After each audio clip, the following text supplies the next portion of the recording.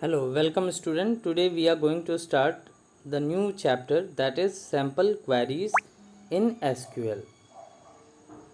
SQL is known as a structured query language, was developed in 1970 by IBM Laboratory. SQL sometimes is referred to as SQL, is a fourth generation non-procedural language.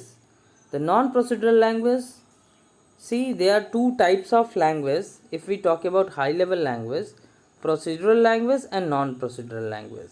In case of procedural language, we have to tell our compiler what to do and how to do. But in case of non-procedural language, we just need to specify what to do without specifying how to do it. So these languages are simple as compared to the procedural language, which are like Python, C++, etc. The non-procedural language just need to specify what of the problem, that is a non-procedural language. What is required is specified in contrast to 3GL, where how it is to be done is also we have to mention. SQL, being non-procedural, describe what all data is to be retrieved or inserted or modified or deleted, rather than specifying the code describing how to perform the entire operation. Now, SQL, if we talk about what we can do with our SQL, so SQL enable the following. First, creating, modifying and deleting database structure. So here we can describe, we can create, we can modify the database structure like table, view, etc. Changing security setting of the system so that we can manage the username and password. Permitting users for working on a database or table by using grant and revoke, and querying database, that means retrieving data from the database, and finally inserting, modifying and deleting the data in database, or that means we can delete, we can modify, we can insert database content. Now the first topic of this lesson is some more MySQL element. The MySQL implementation of SQL has certain elements that play an important role in defining, querying a database. In this section, we shall talk about some basic element of MySQL or SQL that you must be aware of. So these are the different elements with the help of which we can use MySQL and we can do our workings in MySQL. These basic elements are literals, data type, nulls and elements. Actually comments. So literal, data type, null and comment, these are the four actual element of MySQL. Now the first thing is literal. The literal in general refers to fixed data value, that means the value that we contain in our table. For example, suppose that we are having a table student and in that we are having few column like roll number, name, etc. Then every roll number, every name is termed as literal. The fixed data value may be character type or numeric type. For example, if we place anything within single quotes or double quote, it is termed as string value or character value, and if we give the value without any quote, that means quotation mark, so it will be called as numeric value. For example, single quote Cynthia, Ikagra, Ronak Raj Singh, 8 and 305. If it is enclosed in single quote. See, 8 and 305, if these values are enclosed in single quote, so it is treated as character value, not the numeric value. All are character text literal. Notice that All character literal are enclosed in single quotation mark or double quotation mark. That means if we want to pass any character value, so we must ensure that these are in single quotes, that means single quotation mark. The difference between a numeric value and a numeric value that is placed within single quote is, if the value is enclosed in single quotation mark, it will be treated as character, and on character value we cannot perform any mathematical calculation. So characters that are not enclosed in quotation mark refers to as schema object, like value refers to schema object, value refers to character literal. To store an apostrophe in text literal, see the use of apostrophe, that means single quote is predefined, कि अगर इसको हम लगाते हैं तो जो भी value इनके बीच में डालेंगे वो स्ट्रिंग वैल्यू या कैरेक्टर वैल्यू ट्रीट की जाएगी। लेकिन तब क्या हो जब हमको ऐसा रिक्वायरमेंट हो कि हमें एपोस्ट्रॉफी लगाना ही हो, मतलब सिंगल कोट लगाना हो, जैसे राम्स एपोस्ट्रॉफी एस, तो ऐसे केसेस में हम लोग बैक स्लैश का यूज़ करते हैं।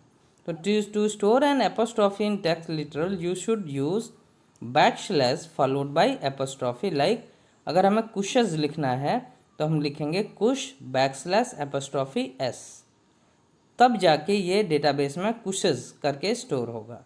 अदरवाइज आप अगर सिंगल कोट्स ऐसे ही यूज़ करोगे तो उसकी मीनिंग प्री डिफाइंड है और उस केस में आपको एरर मिलेगा। Number that are not enclosed in quotation marks are numeric literal, like 22, 18, 1997, 2003 all are numeric literals. तो अगर आप सिंगल कोट में नहीं रखते हैं किसी वैल्यू को तो उसको न्यूमेरिक लिटरल ट्रीट किया जाता है। Now numeric literal can either be integer literal और it can be a real literal. The difference between integer and real is, in case of integer literal, we do not have decimal point like 15, 273. These are integer literal. And if we refer 15.25 और 17.89, these are real literal. जैसे जहाँ पे भी दशमलव लग जाता है ऐसी जो वैल्यू होती हैं जिसमें फ्रैक्शनल पार्ट भी होता है, इनको हम रियल लिटरल बोलते हैं। और बिना फ्रैक्शनल पार्ट मतलब बिना डेसिमल पॉइंट के, दशमलव के, अगर हम कोई वैल्यू रखते हैं तो उसको हम इंटीजर लिटरल बोलते हैं। Now second thing is data type. तो data type are means to identify the type of data and associated operation for handling it. जैसे कभी भी हम कोई टेबल बनाएंगे तो उसमें जो कॉलम्स होते हैं उनको स्पेसिफिक डेटा टाइप का यूज़ करके ही हमें डिफ़ाइन करना होता है।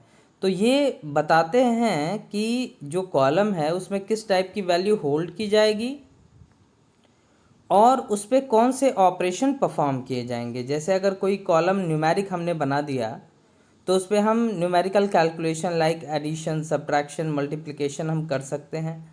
अगर किसी कॉलम को हमने कैरेक्टर बना दिया तो उस पर हम ये सारी एक्टिविटीज़ परफॉर्म नहीं कर सकते हैं। A value's data type associates a fixed set of properties with the value. These property cause different treatment of data type. मतलब जो वैल्यू हम स्टोर करते हैं अपने कॉलम्स में वो आपके डेटा टाइप के अकॉर्डिंग होती है और इसके आधार पे, मतलब डेटा टाइप के आधार पे हम अलग अलग ऑपरेशंस परफॉर्म कर सकते हैं वैल्यू पे। जैसा कि अभी मैंने बताया कि अगर हम न्यूमेरिक ले लेते हैं तो उस पर हम न्यूमेरिकल कैलकुलेशन कर पाएंगे और अगर कैरेक्टर लेंगे तो उस पर हम कैरेक्टर के की जो वर्किंग्स हैं वो हम वहाँ पे कर पाएंगे। For example you can add values of number data types but you can not add values of char and varchar data type. Char and varchar ये दो ऐसे डेटा टाइप हैं जिनका यूज़ सबसे ज़्यादा किया जाता है कैरेक्टर टाइप की वैल्यूज़ को स्टोर करने के लिए। Internal data types supported by MySQL include ones given below. There are three basic categories: numeric, date and time, and string. So first we are going to talk about numeric data type. Numeric data type that means जैसे नाम से clear है कि ऐसी values जहाँ पे हम numbers को स्टोर करेंगे उसको हम न्यूमेरिक डेटा टाइप बोलते हैं। तो MySQL uses all the standard ANSI ANSI stands for American National Institute of Information Interchange।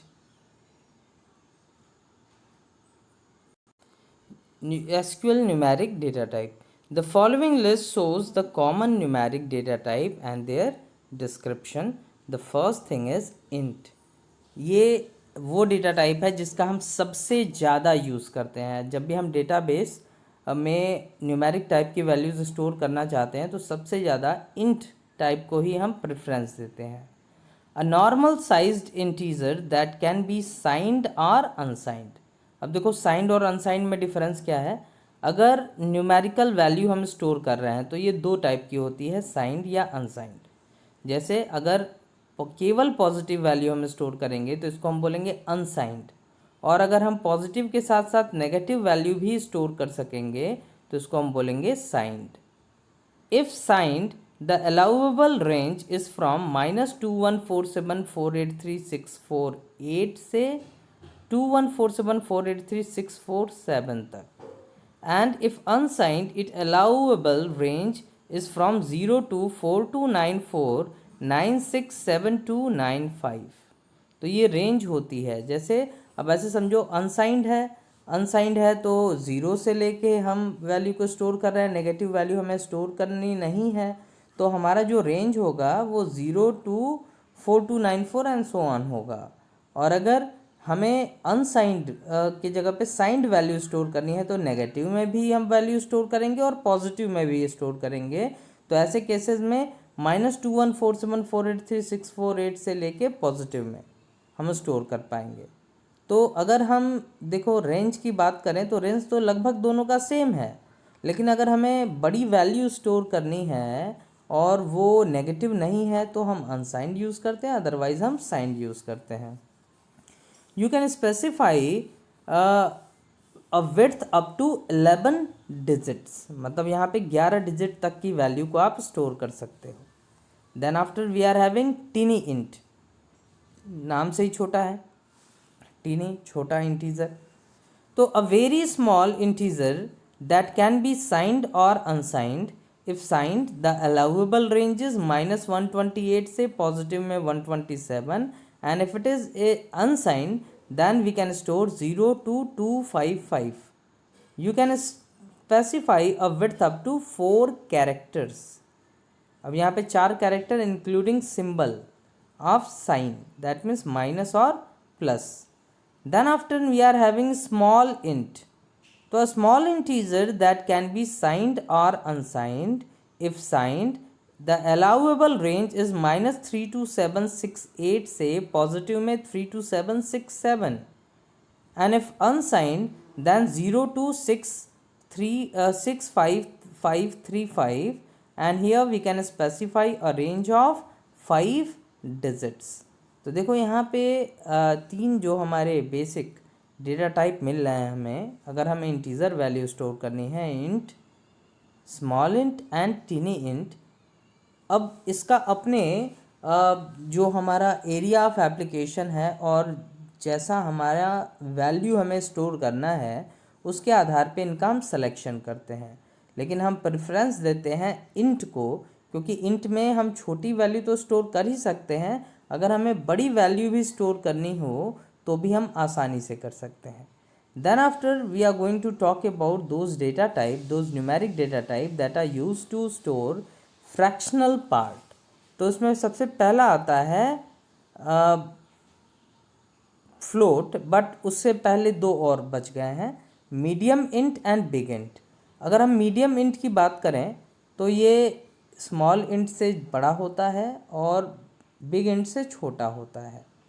यहाँ हम 9 डिजिट तक की वैल्यू को स्टोर कर सकते हैं। तो a medium sized integer that can be signed और unsigned. If it is signed then we can store -83 से पॉजिटिव में 8883 88607, and if it is unsigned then we can store 0 to 16777 next है हमारा बिग इंट या simple, जिसको हम integer से भी रेफरेंस कर सकते हैं। यहाँ पे भी 11 डिजिट तक का प्रेसिडेंस हम ले सकते हैं। तो a larger integer that can be signed और unsigned if it is signed, allowable ranges -9223372036 854775808 से लेके पॉजिटिव में जो रेंज दी है वो इससे एक कम जस्ट होती है। जहाँ पे 8 लास्ट में दिया है वहाँ 7 आ जाएगा। और अनसाइंड के केस में आप अलाउएबल रेंज देख सकते हो। तो आप यहाँ पे बहुत ही बड़ी वैल्यू, जैसे बहुत ही बड़ी वैल्यू को भी अगर हम स्टोर करना चाहते हैं तो हम आसानी से यहाँ स्टोर कर सकते हैं। तो ये 5 जो हमारे डेटा टाइप हैं ये हम यूज़ करते हैं अगर हमें इंटीजर टाइप की वैल्यूज़ को स्टोर करना है, जहाँ पे हमें फ्रैक्शनल पार्ट को कंटेन नहीं करना है।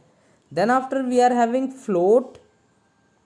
तो a floating point number that can not be unsigned, ये अनसाइंड नहीं हो सकता है। मतलब यहाँ पे हम नेगेटिव पॉजिटिव दोनों हम स्टोर करेंगे। हम ये नहीं स्पेसिफाई कर सकते कि हम नेगेटिव स्टोर नहीं करेंगे।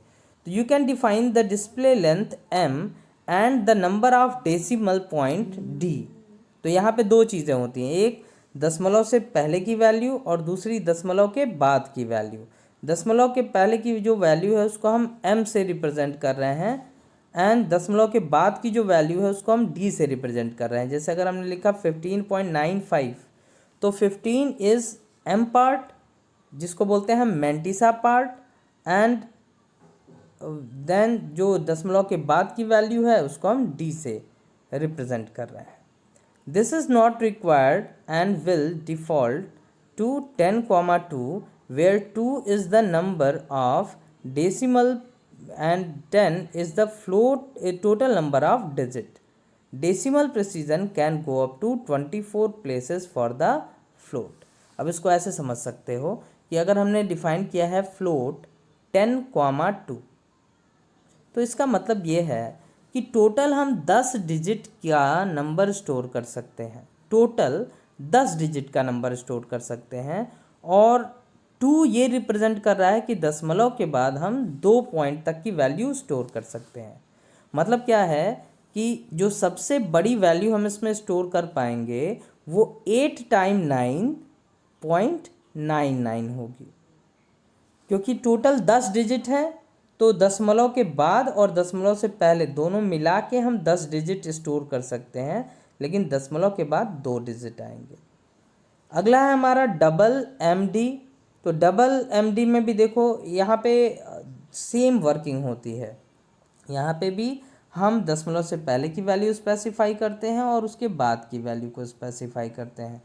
लेकिन यहाँ पे डिफरेंस ये है दोनों में कि फ्लोट के केस में जो डेसिमल पॉइंट के बाद है जो वैल्यू स्टोर करना है तो वो 24 प्लेसेस तक हम स्टोर कर सकते हैं, लेकिन डबल में हम 53 प्लेसेस तक की वैल्यू को स्टोर कर सकते हैं। तो अ double precision floating number that can B unsigned, you can define the display that cannot be unsigned and you can define the display length m and number of decimal d. This is not required and will default to 16,4 where 4 is the number of decimal. अगर हम m और d की value pass ना करें तो 16,4 इसकी default value होती है। Decimal precision can go up to 53 places for a double. Real is a synonym of double. तो देखिए यहाँ पे दशमलव के बाद 53 प्लेसेस तक का प्रिसीजन ले सकते हैं। तो आप ये समझ सकते हो कि अगर हमें साइंटिफिक कैलकुलेशन करनी है जहाँ दशमलव के बाद 53 प्लेसेस तक भी एक्यूरेट वैल्यू हमें स्टोर करनी है तो उसके लिए हम डबल डेटा टाइप का यूज़ करते हैं। एंड लास्ट वन जो इस कैटेगरी में है दैट इज़ डेसिमल MD। तो N unpacked floating point number that cannot be unsigned. In unpacked decimal, each decimal correspond to 1 byte. Defining the display length m and the number of decimal is required. Numeric is synonym of decimal. both decimal and float works in similar manner. So in your database definition, you can choose either float or decimal, but preference is given through double. जैसे integer में int को preference देते हैं, वैसे real में हम decimal को double को ज़्यादा प्रेफरेंस देते हैं। नेक्स्ट टॉपिक है हमारा डेट एंड टाइम टाइप्स। देखो, अगर हमें date and time value store करनी है, जैसे मान लो कि स्टूडेंट टेबल में उसका डेट ऑफ बर्थ स्टोर करना है, अगर हम कोई ट्रांजेक्शन रन कर रहे हैं, किसी शॉप के लिए हमने सॉफ्टवेयर बनाया है, तो किस दिन सामान परचेज़ किया जा रहा है, किस समय परचेज़ किया जा रहा है, तो उसके लिए हम डेट और टाइम की वैल्यू को स्टोर करते हैं। तो for that we use date and time data type. तो पहला है इसमें डेट। तो a date is YYYY MM and DD format between 1000 0101 to 4 times 9 1231. For example, December 30th 1973 would be stored as 1973 12 and then 30, and to separate DD MM and YY we use slash, or we can use hyphen। A date and time, दूसरा है हमारा date and time. तो date time combination is YYYYY, that means 4 times Y, that means it is used to store year value, then MM means month value, and DD means date value. At the same time we are having HH, MM and SS. HH stands for hour, MM minute and SS is second. और इसकी जो range होगी वो यहाँ पे 1000 0101, मतलब 1 जनवरी 1000 से लेके हम स्टोर करते हैं 31 दिसंबर 9999, लेकिन इसके साथ साथ टाइम की वैल्यू भी यहाँ पे रहती है, मतलब 000000 से हम स्टार्ट करेंगे और 23 59 59 तक की वैल्यू को हम स्टोर कर पाएंगे। तो for example 3:30 in the afternoon on December 30th 1973 would be stored as 1973 12:30 and 15:30:00। अब यहाँ पे 15 इसलिए रेफरेंस कर रहे हैं क्योंकि ये आफ्टरनून के टाइम को दिखा रहा है, और जब भी हम आफ्टरनून में आते हैं तो 12, अगर ये 24 आवर का फॉर्मेट यूज़ करता है तो 12 में 3:30 हम ऐड कर देंगे। Now next thing is timestamp. तो a timestamp between midnight January 1st 1970 and sometimes in 2038, this looks like the previous date time format only without the hyphen between the number। मतलब date and time और time stamp दोनों लगभग same होता है, बस difference ये होता है कि इसमें कोई सेपरेशन नहीं होता है।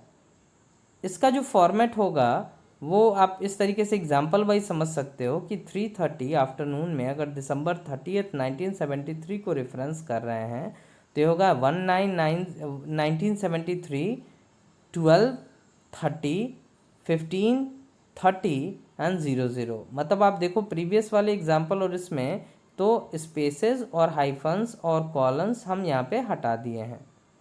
Then after we are having time. तो time is use to store only time value. अगर हमें केवल टाइम की वैल्यू को स्टोर करना है तो हम टाइम डेटा टाइप का यूज़ करेंगे, और ये आवर मिनट और सेकेंड में वैल्यूज़ को स्टोर करता है। And finally we are having year. तो it stores a year in 2 digit और 4 digit format if the length is specified as 2। Like अगर हम लिखें ईयर 2 तो ये 2 डिजिट फॉर्मेट में स्टोर करेगा। जैसे अगर मान लो 2020 है ये ईयर, तो हम केवल लिखेंगे अगर ईयर 2 तो 20।